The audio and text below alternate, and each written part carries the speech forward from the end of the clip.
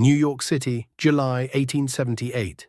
The streets are a maze of shadows, lit only by the sickly yellow glow of gas lamps that sputter and hiss in the summer heat. Coal smoke chokes the air, blending with the stench of horse manure and the distant clang of industry. Carriages rattle over cobblestones, their drivers squinting through the haze, while pedestrians clutch lanterns to navigate the night. In this world, light is a fleeting luxury, tethered to the flicker of flames or the costly burn of gas piped through iron veins beneath the city. But in a cramped workshop at 68 Elm Street, two men are dreaming of a future where light is clean, steady, and boundless. Their names are Albon Man, a 52-year-old attorney with a mind for strategy, and William E. Sawyer, a 28-year-old electrical engineer whose ideas burn brighter than any gas flame. Together, they've founded the Electrodynamic Light Company, a bold venture with a singular mission: to make electric light not just a curiosity, but a cornerstone of civilization. Why does this matter? In 1878, electricity is a wild, untamed force, more spectacle than utility. Scientists like Humphrey Davy had dazzled audiences with electric arcs decades earlier, but no one had harnessed this invisible energy for practical use. The problem wasn't just generating electricity. Dynamos and batteries could do that. It was measuring it. Without a way to quantify the flow of current, electric lighting was a pipe dream, impossible to scale or sell. Imagine trying to run a water company without knowing how much water flows through the pipes or how to charge for it. That's the challenge Man and Sawyer faced, and their solution was the electric meter, a device patented in 1878 to track electricity consumption with precision. It was a tool that could turn a laboratory trick into a commercial revolution. Their ambition was audacious. Gas companies, fat with profits, ruled the night, their pipelines snaking through every major city. Electric light promised to undercut them, offering illumination at a fraction of the cost. Man and Sawyer claimed 1/40th the price of gas.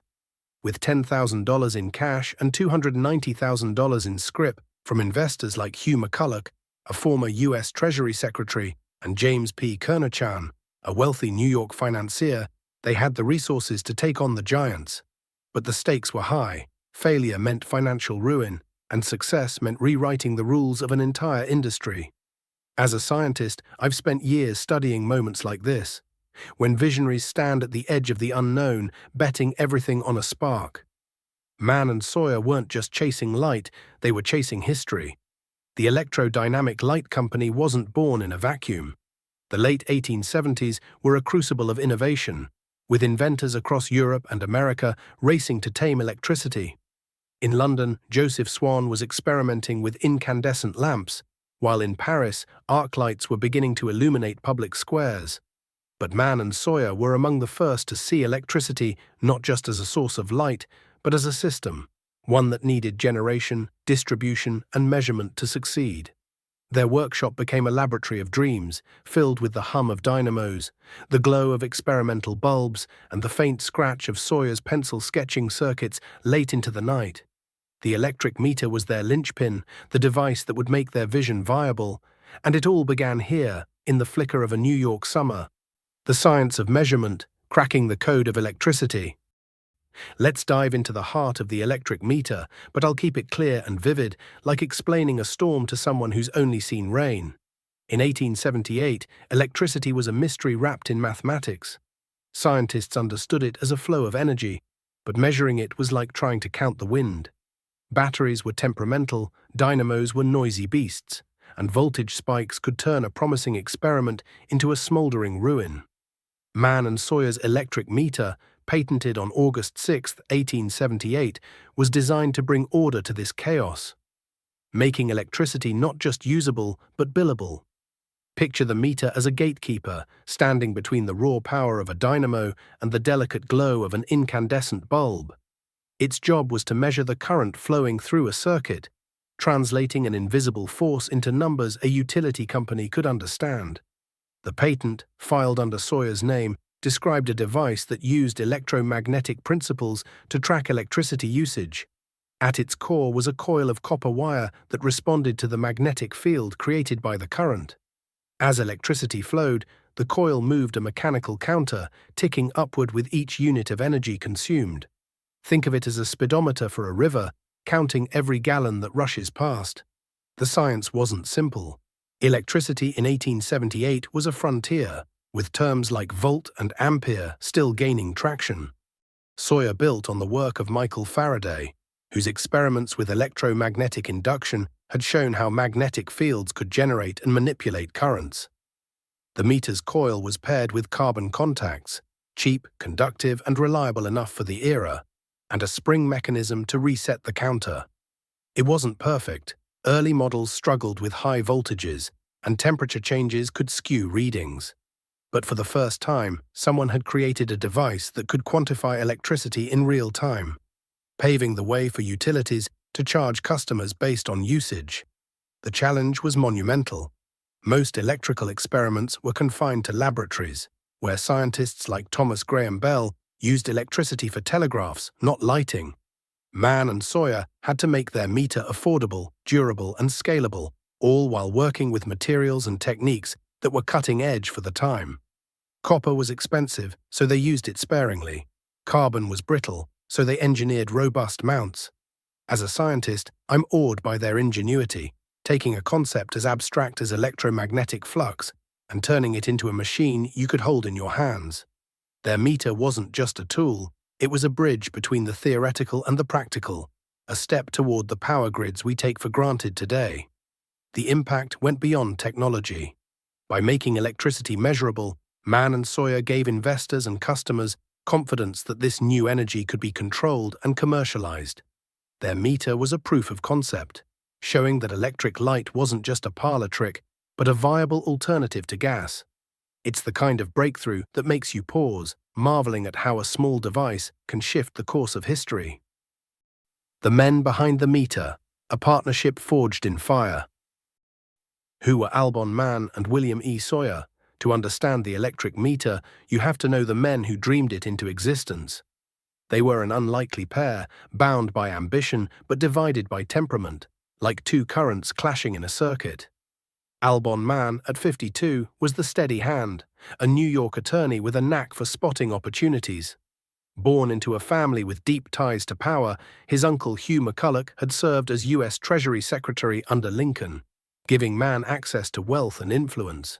He wasn't a scientist, but he had a lawyer's precision and a businessman's vision. When he heard Sawyer's ideas about electric light, he saw more than a bulb. He saw an industry. William E. Sawyer, by contrast, was a live wire. At 28, he was a self-taught engineer with a mind that sparked like a dynamo. Born in Brunswick, Maine in 1850, Sawyer had no formal education beyond high school, but his curiosity was insatiable.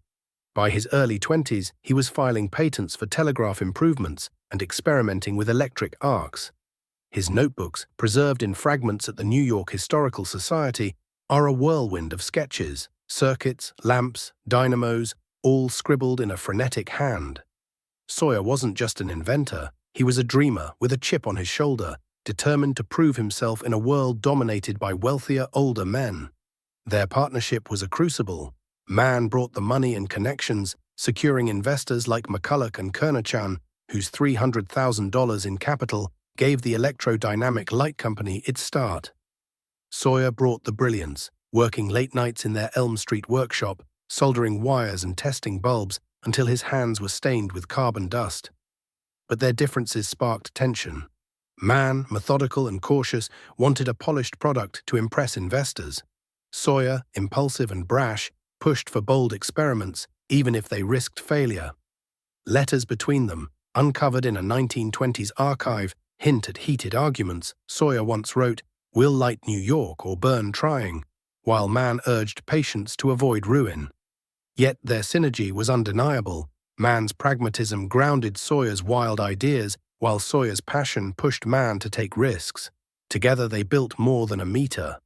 They built a vision of a world powered by electricity.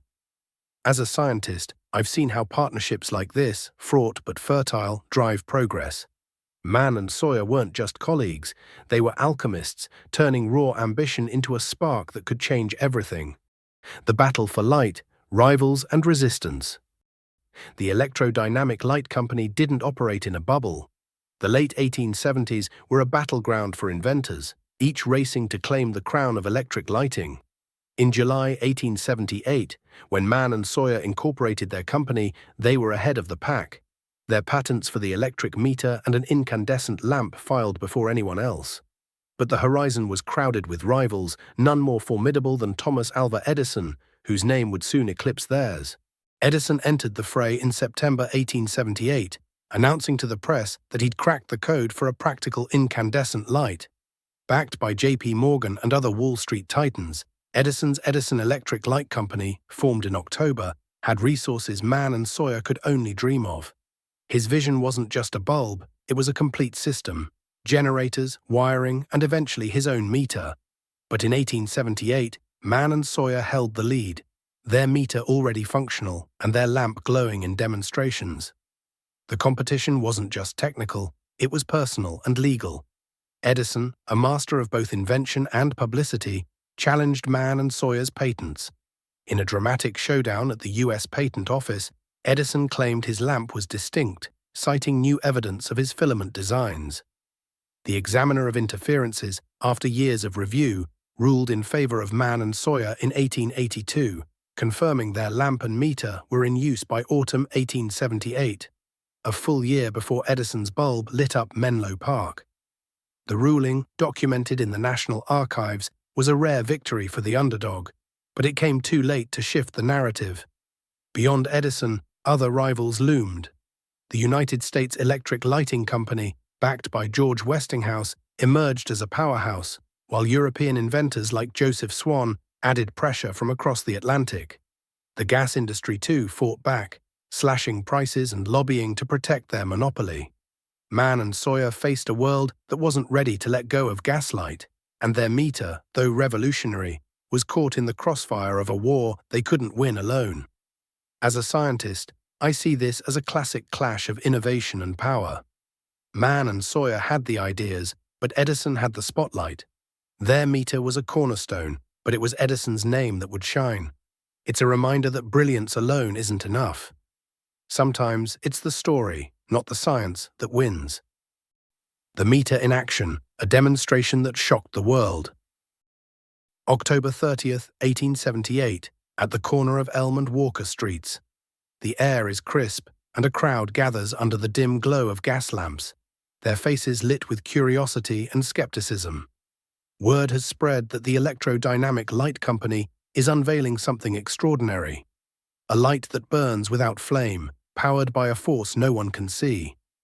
Inside a makeshift showroom, William Sawyer stands beside a whirring dynamo, its belts humming like a living thing.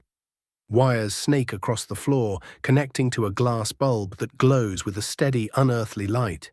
Beside it, the electric meter clicks softly, its dials spinning as it measures the invisible current fueling this miracle. The crowd falls silent, then erupts in gasps. A woman clutches her husband's arm, whispering, "It's like starlight in a bottle." Reporters from the New York Times and the Sun scribble notes, their pencils racing to capture the scene. The bulb, a carbon filament sealed in a vacuum, glows for hours without flickering, a stark contrast to the smoky gas lamps outside. But it's the meter that seals the deal. Its mechanical counter, ticking with each unit of electricity, proves this isn't a trick. It's a system, measurable and repeatable. Sawyer, his face flushed with pride, explains to the crowd, "This meter shows exactly what you're using. No guesswork, no waste, just light." The demonstration is a triumph. The New York Times reports the next day, "The new light is the invention of W.E. Sawyer and Albon Man." A very simple affair, consisting of a small pencil of carbon, enclosed in a hermetically sealed glass globe. The meter, though less glamorous than the bulb, is the unsung hero, showing investors and skeptics that electricity can be tamed and sold like any commodity. For the first time, people glimpse a future where light is cheap, clean, and accessible, not a privilege for the wealthy. As a scientist, I can almost feel the electricity in that room. The hum of the dynamo, the warmth of the bulb, the quiet click of the meter. It's a moment when the impossible becomes real, when a dream takes shape in glass and wire. Mann and Sawyer didn't just light a bulb, they lit a vision of what the world could be. The fall of a pioneer, why the meter faded. By 1882, the electrodynamic light company was gone, its workshop shuttered, its patents scattered like ashes. The electric meter, once a beacon of progress, faded into obscurity, and Man and Sawyer's names were relegated to history's margins. Why did such a promising venture collapse? The answer is a tangle of science, economics, and fate, a sobering lesson in the fragility of innovation. Technically, the meter had limitations. Its mechanical components, springs, gears, and carbon contacts, were prone to wear, especially under the high voltages of early electrical systems. Sawyer's incandescent lamp, too, was a weak link. Its carbon filament, often made from treated paper, burned out after 200 hours, far less than Edison's later bamboo filament, which lasted 1,200 hours. These flaws made the electrodynamic system less reliable than its rivals, a critical disadvantage in a market demanding perfection. Financially, the company was outgunned. Their $300,000 in capital was substantial, but Edison's backing from J.P. Morgan and other financiers dwarfed it. Edison's Pearl Street station, opened in September 1882, powered 400 lamps for 85 customers, a feat of engineering and publicity that captured the public's imagination. Man and Sawyer, by contrast, struggled to scale their operations. Their investors, impatient for returns, began to waver as costs mounted and technical hurdles persisted. Then there was Edison himself, a showman as much as an inventor. His public demonstrations, staged with theatrical flair, made headlines, while Man and Sawyer's quieter successes were overshadowed. Edison's name became synonymous with electric light, even though Man and Sawyer's patents predated his. By the time the patent wars were settled in their favor, the electrodynamic light company had dissolved, its assets absorbed by competitors. As a scientist, this part of the story is a gut punch. Man and Sawyer were pioneers, but they lacked the resources and charisma to compete with Edison's empire.